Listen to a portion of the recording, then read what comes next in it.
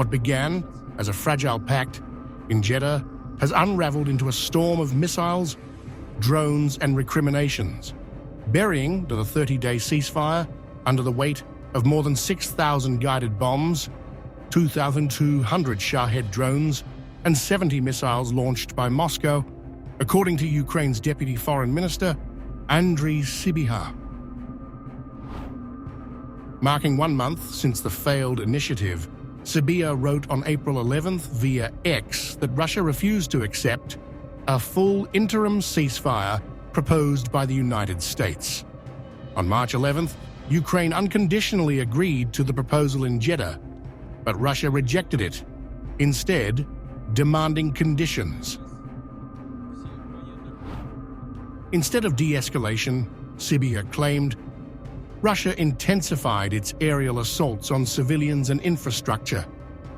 There may have been silence and confidence-building measures to advance the fair peace that the US, European, and other partners wish to achieve, he wrote, blaming Moscow for sabotaging the chance.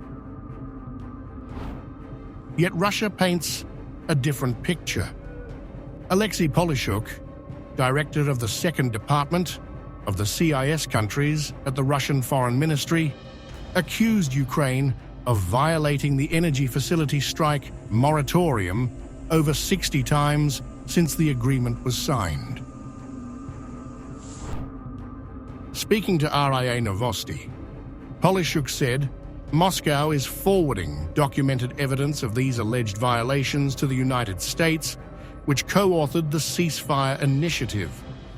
He claimed Kyiv had deliberately struck power infrastructure despite the moratorium.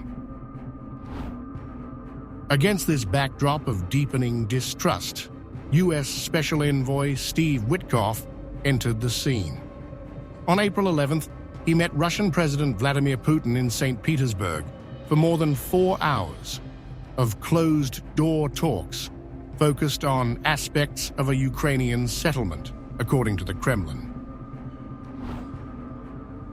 Witkoff's diplomacy follows a private meeting with Russian envoy Kirill Dmitriev in Washington earlier this month, where, according to Reuters, citing US officials and sources, he proposed that granting Moscow ownership of 4 occupied Ukrainian regions might expedite a ceasefire.